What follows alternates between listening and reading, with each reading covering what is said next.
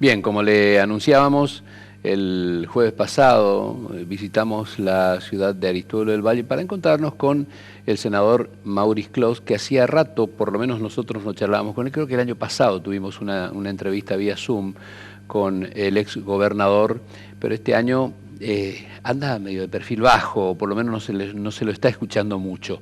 Bueno, esta es la nota que logramos con el senador nacional Maurice Fabián Klose.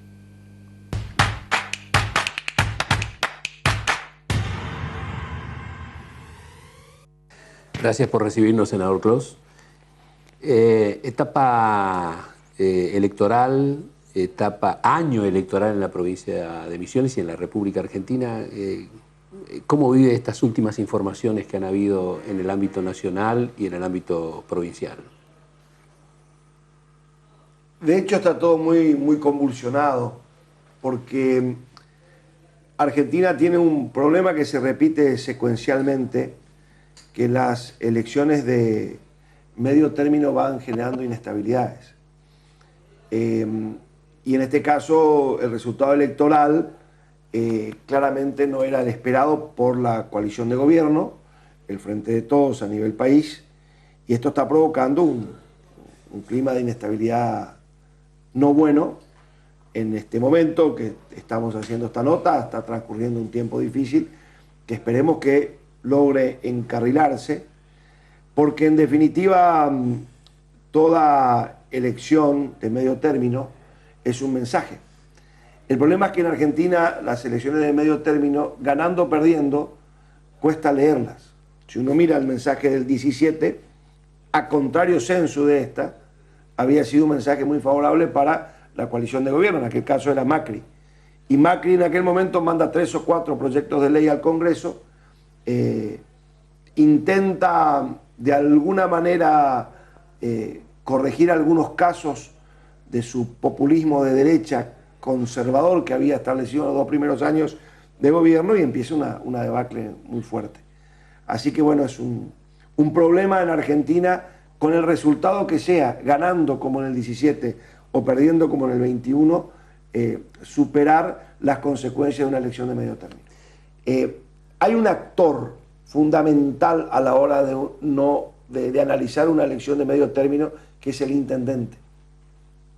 El intendente, cuando sale a buscar votos para él, labura de una manera, y cuando tiene que buscar votos para otro, el empeño no es el mismo. Por eso usted ve elecciones en la Renovación, por ejemplo, sacamos valores cercanos al 70% en casi todas las generales, cuando con ley de lema y tantas otras cosas se elige gobernador e intendentes, y siempre cíclicamente baja en la elección de medio término.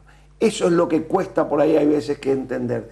Me parece que además en la elección de medio término el elector vuelve un poco a su partido de origen, y me parece que también el elector usa de una manera muy rápida y simple un mensaje hacia quien lo gobierna de si quiere corregir el rumbo o continuar el rumbo.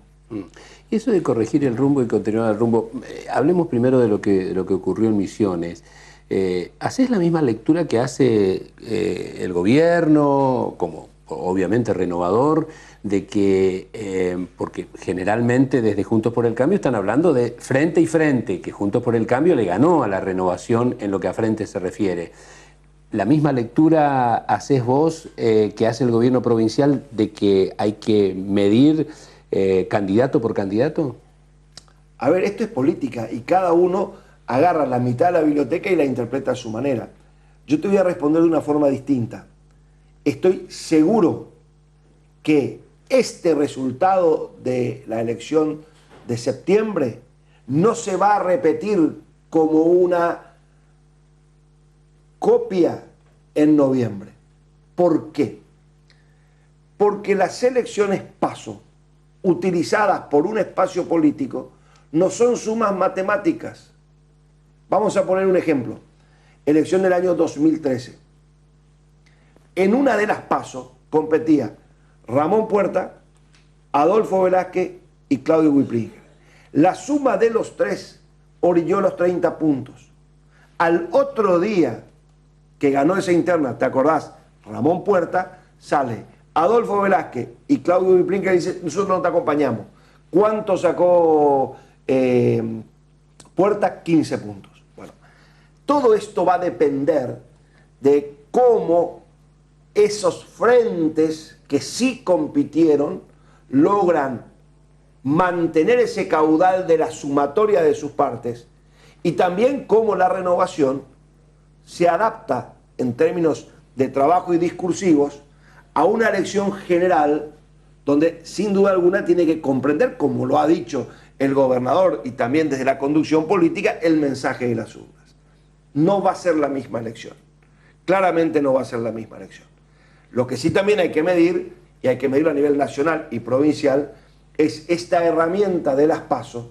Cuando todo el mundo la usa y compite y alguien no la usa, el hecho de que no haya competencia claramente le quita vigor. Ejemplo, si por ejemplo Tolosa Paz hubiera tenido quizás una contienda electoral interna, quizás el resultado se hubiera achicado un poquito más de lo que pasó en la madre de las batallas, que fue la provincia de Buenos Aires. ¿Y hubiese ocurrido lo mismo si hubiese una interna dentro de la renovación? Es probable. Entonces, claramente el resultado de una PASO no se proyecta exactamente a la general. Vamos a un caso que está en la historia.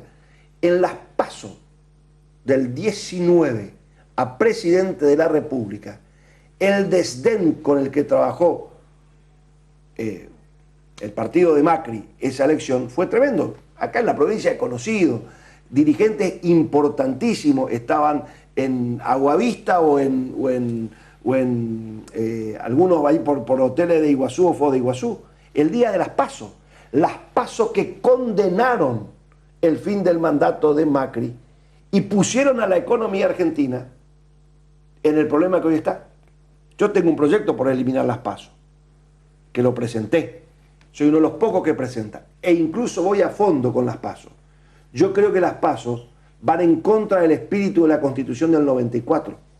Porque el espíritu de la Constitución del 94 comprimió el tiempo electoral para que la transición entre un presidente saliente, léase Alfonsín en el 89, y un entrante, lea Menem, pase a ser de 60 días. ¿Qué pasa? Pusieron la general 60 días antes, pero luego pusieron las PASO otros 60 días antes. Entonces el resultado del 19 mostró un presidente rengo que fue Macri, contrario al espíritu de la Constitución. Además de que yo creo que otro de los rasgos inconstitucionales de las PASO es la obligatoriedad, porque el voto en la Argentina es obligatorio ¿para qué? Para elegir funcionarios públicos, gobernadores, intendentes, diputados. Y en una PASO usted no elige funcionarios, usted elige candidatos. Por eso creo que esto es inconstitucional. Y creo que es absolutamente inconveniente desde el punto de vista político y económico obligar a competir en una PASO aquella que tiene lista única, como es el caso de la renovación en la provincia de Misiones. Entonces, ¿cómo se resuelve esto? Con una PAS, una primaria abierta y simultánea, donde el Estado garantiza toda la estructura de participación. ¿A quiénes? A los que tienen interna. Ese día entonces hubiera habido el mismo operativo electoral para que compita el Frente de Todos y para que compita Juntos por el Cambio. Pero no los partidos que llevaban lista única, en este caso la Renovación y otros minoritarios. Vos decías recién que en el 2019 le dejó Rengo las PASO a un gobierno, ¿no? ¿Estas PASO le dejó Rengo al gobierno de Alberto Fernández? Sí, sí. El resultado es malo. El presidente no es un presidente fuerte, de origen. Un presidente puede no ser un presidente fuerte de origen, pero a lo largo del tiempo ir adquiriendo esa fortaleza por su gestión y su política. En este caso tampoco eso se dio. Esto es así nomás, no es una cuestión de que te podrá gustar lo que yo digo, no, pero es así. Creo que nadie va a negar que esto es así. Y este resultado complica más la cosa y complica más aún todos estos coletazos que está dando el resultado. que luego de un resultado electoral haya renuncias masivas de funcionarios, es natural en el mundo. Ahora, distinto es si viene de un espacio de una coalición de gobierno con un poder determinante sobre un presidente que ya tiene en estos días unos golpes que le están causando algunos moretones. Yo en lo personal lo que creo es que lo que se debe hacer es volver hacia el contrato electoral social del 2019. Y en el 2019, el argentino, el misionero, los que creímos en este espacio político, porque yo trabajé para esta fórmula presidencial, lo que buscábamos era una visión más de centro, una visión moderada, que era la que nos transmitía el Alberto Fernández que veíamos por la tele, cuando incluso era muy crítica su opinión siempre a Cristina y a todo el espacio de lo que uno podría llamar el kirchnerismo. Yo creo que ese contrato social es el que hay que recuperar, el del 19. Ahora, recuperar ese contrato social del 19, pero también, digamos, ¿qué credibilidad puede tener alguien que criticaba tan duramente a alguien que después lo menciona como presidente de la nación y que con claridad uno observa que es la que tiene el real poder en el gobierno? Por eso, el contrato social del 19 hizo que la gente entienda eso.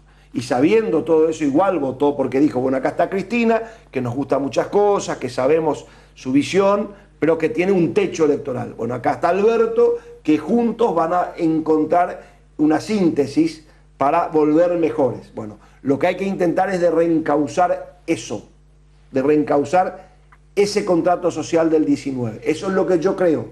Claramente no es lo que creen muchos en la coalición de gobierno. Claramente. Yo no creo que el mensaje haya sido vuelvan a ser más ortodoxos como se fue por ahí hasta el 2015. No. Para mí es traten de reencauzar la propuesta que fue votada en el 2019, la que ganó en el 2019. Y Alberto, parecerte más a Alberto y no trates de parecerte más a Cristina y de hablarle a Cristina en tus discursos. Es lo que yo creo, es lo que creo. ¿Y de qué manera se puede volver a ese contrato social del 19? ¿Cuál sería la fórmula? Con la cabeza fría, asumiendo que ya hablaste mucho de la herencia recibida, y que ahora te toca estos últimos 2 años, volcándote al trabajo, a la producción, fuertemente, sabiendo que no es fácil administrar una Argentina con 50% de pobres, y entender, Pepe, que dentro de este 50% de pobres, más de la mitad hace poco no eran pobres. Entonces, lo ideal sería que no haya pobres, pero hay una cosa que hay que tener en cuenta. El que hasta hace poco no era pobre, llámese una década o 5 años o 3 años, no está acostumbrado a ser pobre, quiere volver a ser como antes, que no era pobres. Entonces, en esta Argentina hay que intentar primero de recuperar y sacar de la pobreza a los que no eran pobres, a los que no vienen de la pobreza. Y luego en paralelo también ir contra la pobreza estructural. Y me parece que mucho de lo que se está trabajando es para contener esa pobreza estructural, pero olvidándose de una clase media que ahora está empobrecida y no está acostumbrada a ser pobre y a recibir dádivas del Estado. Está acostumbrado a ser un monotributista, a tener su actividad propia, a ser un periodista, a ir al cajero y cobrar su salario. Y ese grupo de una clase media baja, como quieras, pero que no era pobre, eso está esperando una Argentina de más trabajo y más producción. Volvemos a la provincia de Misiones, se lo vio incluso hasta en las últimas semanas antes de las elecciones al propio gobernador ser bastante duro, recriminar al gobierno nacional. Yo entrevisté el martes pasado a la segunda candidata de la lista de la Renovación, también muy dura, incluso poniendo ejemplos duros. El propio conductor de la Renovación dio un mensaje apuntando fuertemente al presidente. ¿Qué puede ocurrir con la Renovación en no sé si patear el tablero, pero por lo pronto estar demostrando su enojo con el gobierno nacional? Yo, cuando asumí el gobierno, tuve en Carlos Rovira un consejero de muchas cosas. Y una de las cosas que siempre me planteó es la bilateralidad con el gobierno nacional. Es decir, la coparticipación no se va a arreglar porque hay una constitución que requiere un acuerdo multilateral, así que sentate a negociar las cuestiones bilaterales. Que creo que lo hicimos, no sé si bien o mal, pero hay muchas obras y realizaciones conseguidas en ese tiempo. Yo creo que la Renovación, con mucha inteligencia, se separó de la grieta Cristina Macri y todo lo que eso representa, y eso es muy valorado a la hora de las elecciones provinciales. Ahora, cuando se discute la cuestión nacional, lo que pasa a primer término es el modelo nacional, la discusión entre estos dos modelos nacionales.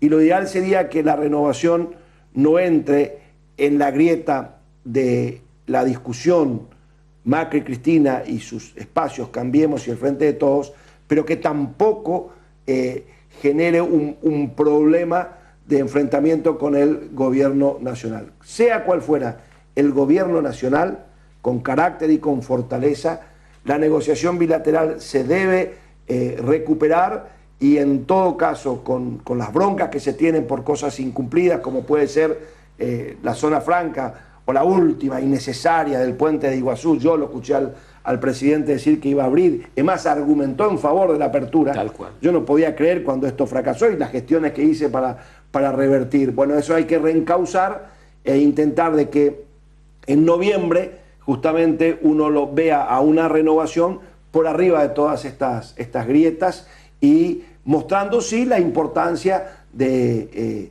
tener un buen resultado electoral para, insisto, conseguir cosas para Misiones desde la disconformidad que hay, pero en una recuperación de la negociación bilateral. ¿Cuándo culmina tu mandato como senador? 23. En el 23. ¿Y cuál es el futuro? ¿Qué pensás? ¿Es muy lejos todavía pensar en el futuro de Maurice Clos, políticamente hablando? Uno tiene que estar comprometido con algo y creyendo en algo, y con vocación de trabajar por algo. Hoy día eso hace que por ahí yo mire, como muchos, con preocupación lo que pasó con el proyecto nacional al que he acompañado y que voy a acompañar desde la visión que uno tiene. Sigo sosteniendo que la Renovación hace buenos gobiernos en la provincia de Misiones y por eso gana elecciones, tiene siempre buenos gobiernos, tiene un expertise de administrar la provincia de Misiones.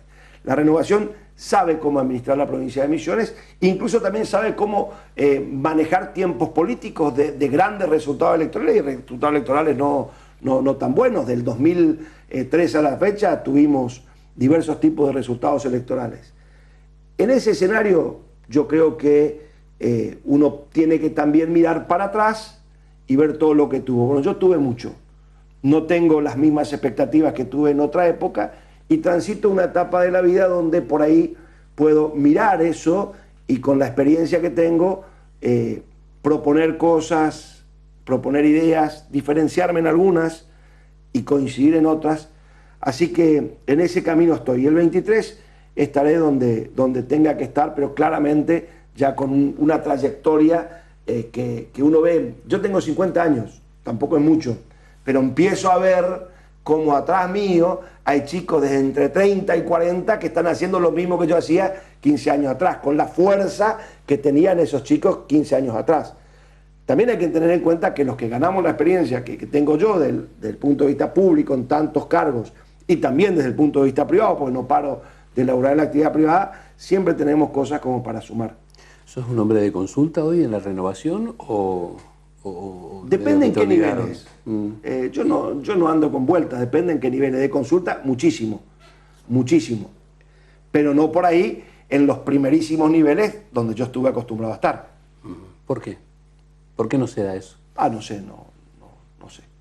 Pero igual sí tengo buena vinculación y siempre en consulta y hasta a veces en el consejo mismo. Es decir, cuando creo que antes que me consulten está bueno que yo case el teléfono y llame o mande un mensaje, lo hago porque, insisto, siempre lo hago con la buena voluntad de pretender sumar. Esta alocución que me hiciste recién con respecto a que no es conveniente enfrentarse fuertemente y leyendo y escuchando lo que dijo el gobernador y el mensaje del conductor de Rovira. ¿Se te ocurrió llamarle por teléfono y decir, muchacho, me parece que ese no es el camino? Cada uno tiene que desarrollar una estrategia. Esa estrategia, por ahí es la estrategia de las PASO y por ahí para noviembre es otra estrategia. Hay heridas muy abiertas, muy sin sanar, tipo zona franca, algo complejo, que se fue deformando con el tiempo, pero el veto fue claramente innecesario, no se debía haber llegado a esa instancia. Insisto, lo de Puerto Iguazú, ahora. Por ahí distinto lo de la hidrovía, eso tiene una explicación más que tiene que ver con la cuestión geopolítica, con la binacionalidad de nuestros ríos, pero no te cuesta nada sumar a Misiones. Pero yo creo que hay que recuperar esa bilateralidad y me ofrezco como siempre a ayudar en lo que conozco de los dos espacios, es decir, de los que hoy son funcionarios nacionales y los que son funcionarios provinciales, para en todo lo que pueda ayudar, como lo hago, para que esta bilateralidad traiga resultados para la provincia de Misiones. Aunque haya diferencias, yo creo que la renovación como tal, a esta altura de las cosas, ya empieza a tener también con los años matices a nivel provincial, pero también personas que por ahí digan, yo soy renovador, pero me gusta a nivel nacional alguien más vinculado a los Cambiemos y alguien más vinculado a otro a los Todos, o alguien que tenga una visión mucho más independiente. Esa fue la capacidad fundacional de la renovación. ¿Sí? Sumar desde distintas vertientes, desde distintas visiones. Y en ese esquema yo creo que uno puede seguir sumando, porque justamente tiene lo que a veces en política vale mucho, que es una agenda bastante grande. ¿Puede Alberto Fernández recomponer algunas cosas para llegar oxigenado al 14 de noviembre? Yo creo que no se debe preocupar por hacer una faltambido al 14 de noviembre. No. Quizás sería ese el error. Intentar de generar un falso oxígeno para llegar al 14 de noviembre. Yo creo que tiene que mirar fuertemente de recuperar, insisto, la agenda del contrato social original del 19 y sí mirar octubre del 23. Y sí mirar octubre del 23. Esa es la escala que hay que mirar. Gracias por atendernos. No, gracias a usted.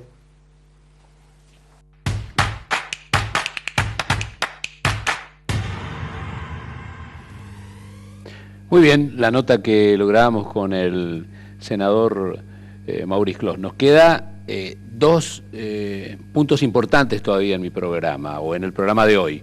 Vamos a hablar con la directora de la Escuela 607, la Escuela de Frontera 607 de Monte Carlo, que hoy cumplió 99 años. La realidad de la Escuela de Frontera, la presencialidad, el retorno a la presencialidad, los cambios que están haciendo, si están en condiciones. Hablamos con ella respecto de este tema en el próximo bloque.